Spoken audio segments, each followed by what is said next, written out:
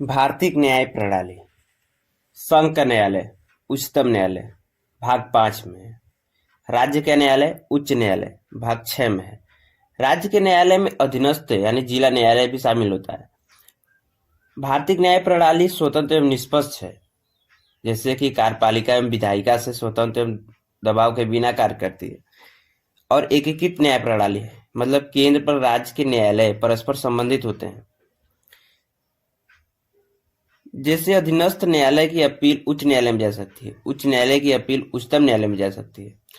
उच्चतम न्यायालय supreme court कोई प्रशासनिक नियंत्रण हाई कोर्ट और डिस्ट्रिक्ट कोर्ट पर नहीं रखता, लेकिन न्यायिक नियंत्रण रखता है।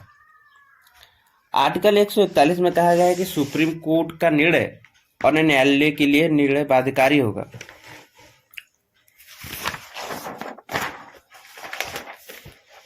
उच्चतम न्यायालय से आर्टिकल 124 से 147 के मध्य इसका वर्णन किया गया है। 124 भारत का एक सुप्रीम कोर्ट होगा। आर्टिकल 130 दिल्ली में होगा सुप्रीम कोर्ट, लेकिन भारत का मुख्य न्यायमूर्ति राष्ट्रपति की अनुमति से दिल्ली से बाहर देश के किसी अन्य भाग में बैठ सकेगा एवं सुनवाई कर सकेगा। सुप्रीम कोर्ट का गठन आर्टिकल 124 ए भारत का एक न्यायमूर्ति होगा। अन्य न्यायाधीश कितने होंगे? मूल संविधान में 7 थे और वर्तमान में 33, मतलब टोटल सुप्रीम कोर्ट में 34 न्यायाधीश होंगे सीजीआई को मिलाने के बाद। न्यायाधीशों की संख्या में वृद्धि संसद द्वारा कानून बनाकर किया जा सकता है, लेकिन इसे संविधान संशोधन नहीं कहा जाएगा क्योंकि संसद कानून बनाकर कर रही है। नियुक्ति न्यायाधीशों की नियुक्ति राष्ट्रपति द्वारा।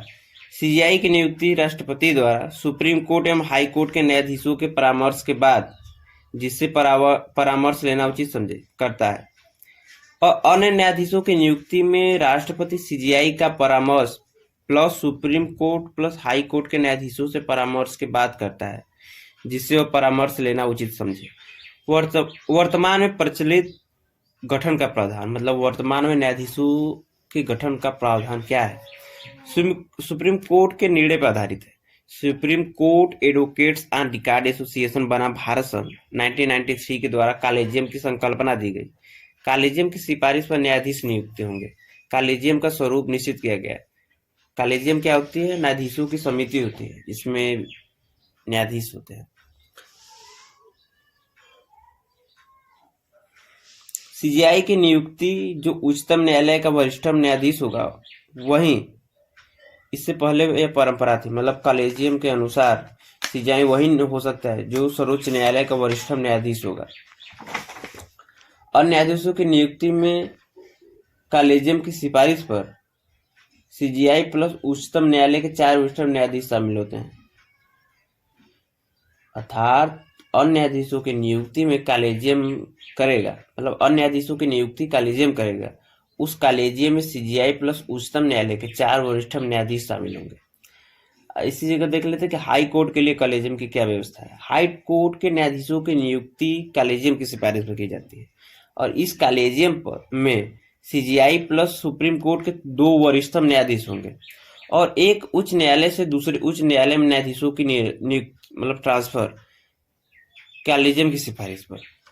सीजीआई प्लस सुप्रीम कोर्ट के 4 वरिष्ठतम न्यायाधीश तथा दोनों, यानी जिस हाई कोर्ट से वह जा रहा है तथा जिस हाई कोर्ट में जा रहा है उसके मुख्य न्यायमूर्ति होंगे। कॉलेजियम बनाम एनजेएसी, राष्ट्रीय न्यायिक नियुक्ति आयोग। वर्तमान समय में कॉलेजियम के माध्यम से उच्चतर यानी हाई कोर्ट, सुप्रीम कोर्ट न्यायाधीशों में न्यायाधीशों की नियुक्ति की जाती है, न्यायालयों में न्यायाधीशों की नियुक्ति की जाती है, किंतु नियुक्ति की यह प्रणाली निम्नलिखित आधारों पर आलोचना के केंद्र में रही। इस प्रणाली पर भाई भतीजावाद के आरोप लगते रहे। कॉलेजियम की कार्यप्रणाली गोपनीय है, अतः लोकतंत्र की मान्यता के अनुरूप नहीं है। यही कारण है कि वर्तमान समय में कॉलेजियम को समाप्त करने या सुधार करने की मांग की जा रही है। एनजेएसी का सृजन एवं समापन। कॉलेजियम की आलोचनाओं के कारण 99 कॉन्स्टिट्यूशन अमेंडमेंट 2014 के माध्यम से न्यायाधीशों की नियुक्ति करने के लिए परामर्श देने के लिए एनजेएसी का सृजन किया गया, जिसका अध्यक्ष भारत का न्यायमूर्ति होता है। उच्चतम न्यायालय के 2 न्यायाधीश भारत सरकार का विधि मंत्री और 2 विशेषज्ञ इसके सदस्य होते। विशेषज्ञों की एक समिति ने मनोनीत की, जिसमें भारत का मुख्य न्यायमूर्ति, प्रधानमंत्री और लोकसभा के विपक्ष का नेता शामिल होता है। किंतु चतुर्थ जजेस के supreme court advocates on record association बनाम भारत संघ के मामले में सुप्रीम कोर्ट ने इस संविधान संशोधन को न्यायपालिका की स्वतंत्रता का उल्लंघन माना और इसे शून्य और असंवैधानिक घोषित कर दिया। अब यह अस्तित्व में नहीं है। निष्कर्ष: विश्व के सभी देशों में कार्यपालिका ही न्यायाधीशों की नियुक्ति करती है। ब्रिटेन और ऑस्ट्रेलिया जैसे देशों ने न्यायाधीशों की नियुक्ति के लिए आयोग जैसी प्रणाली अपना रखी है और वहां की न्यायपालिका स्वतंत्र भी है। इसलिए इस समस्या का समाधान निम्नलिखित में से कोई एक उपयोग में लाया जा सकता है। कॉलेजियम की प्रणाली को पारदर्शी बनाया जाए, इसे सूचना के अधिकार के क्षेत्र में लाते हुए जवाबदेह भी बनाया जाए, अथवा राष्ट्रीय न्यायिक नियुक्ति आयोग जैसी प्रणाली को सुधार के साथ लागू किया जाए, जिससे इसे विवाद रहित बनाया जा सके। योग्यता: न्यायाधीशों की नियुक्ति के लिए, मतलब जो सुप्रीम कोर्ट का न्यायाधीश बनने योग्य, मतलब कौन बन सकता है। आर्टिकल 124(3) में इसका वर्णन किया गया है। भारत का नागरिक हो और किसी उच्च न्यायालय का न्यूनतम 5 वर्ष न्यायाधीश रहा हो, या किसी उच्च न्यायालय में न्यूनतम 10 वर्ष अधिवक्ता रहा हो, या राष्ट्रपति की राय में पारंगत विधिवेत्ता हो, कानून का जानकार।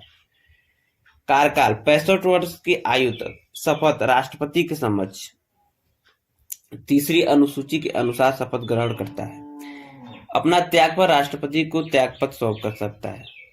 हटाया जाना: आर्टिकल 124(4) में आधार क्या है? असमर्थता और कदाचार के आधार पर अधिकार हटाने का राष्ट्रपति को है और राष्ट्रपति द्वारा हटाने की प्रक्रिया। जब संसद के दोनों सदनों द्वारा ऐसा प्रस्ताव पारित किया जाए, तब प्रत्येक सदन की कुल संख्या के बहुमत प्लस उपस्थित मतदान करने वाले सदस्यों के 2/3 बहुमत द्वारा प्रस्ताव पारित किया जाएगा। तब राष्ट्रपति हटा हुआ मान लिया जाएगा, जब न्यायाधीश मुख्य न्यायमूर्ति हटा हुआ मान लिया जाएगा।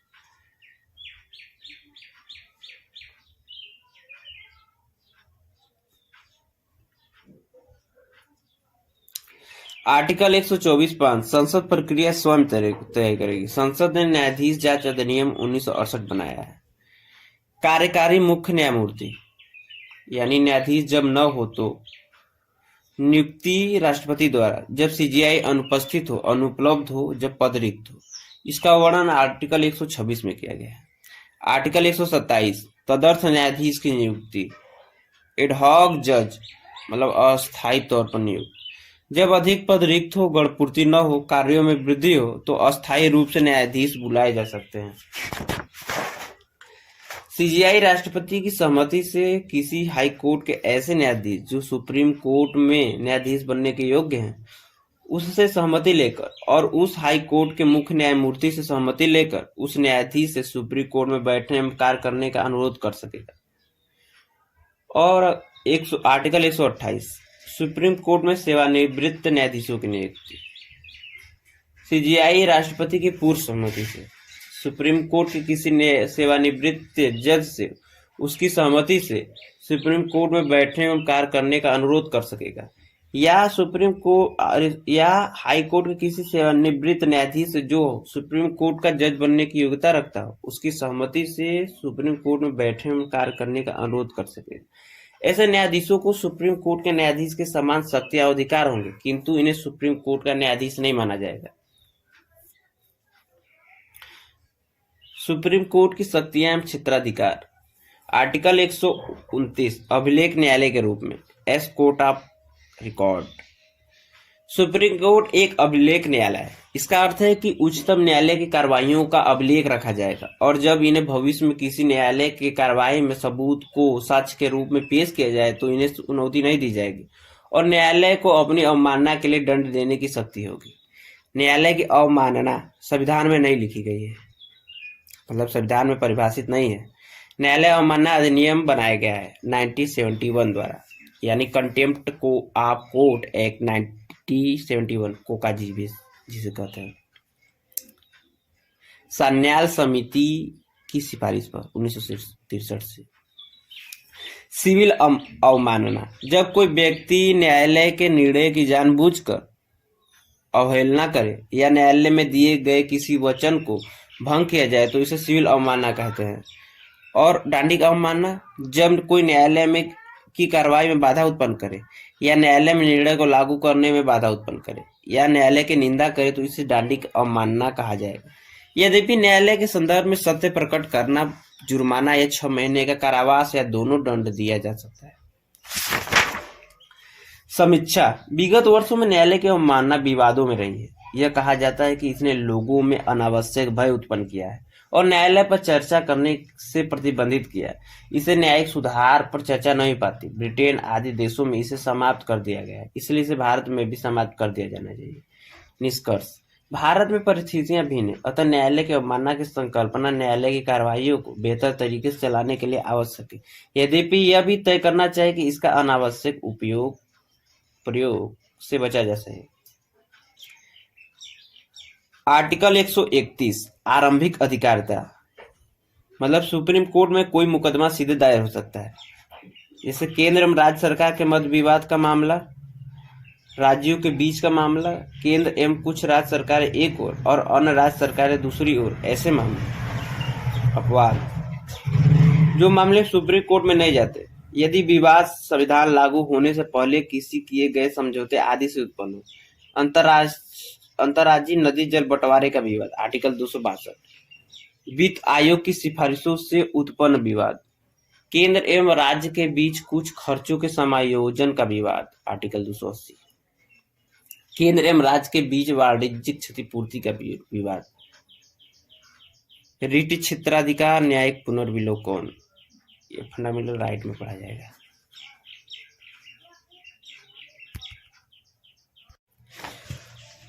अपीली क्षेत्राधिकार, संवैधानिक मामलों में अपील, आर्टिकल 132। जब हाई कोर्ट प्रमाण पत्र दे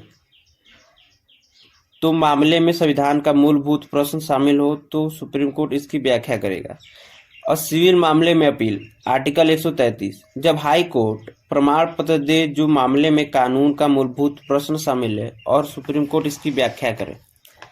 और विशेष अनुमति से appeal, article 136 special leave petition.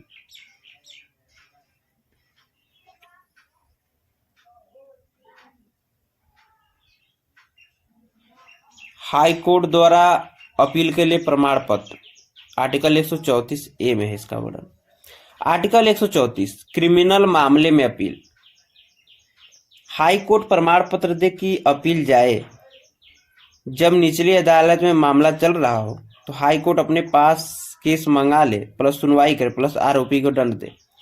और तीसरा केस बनता है कि जब निचली अदालत में किसी व्यक्ति को निर्दोष घोषित किया है, सुप्रीम कोर्ट में सुनवाई हो, मतलब हाई कोर्ट में सुनवाई हो, हाई कोर्ट निर्णय रद्द कर दे, हाई कोर्ट आरोपी को मृत्युदंड दे।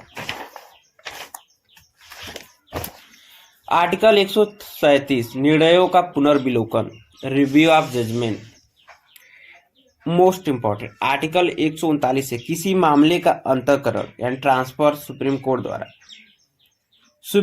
द्वारा एक कोर्ट से दूसरे कोर्ट में मामले द्वारा सुप्रीम कोर्ट किसी मामले को हाई कोर्ट से मंगा लेगा प्लस सुनवाई करेगा और निर्देश देगा और फिर मामले को हाई कोर्ट में भेज देगा।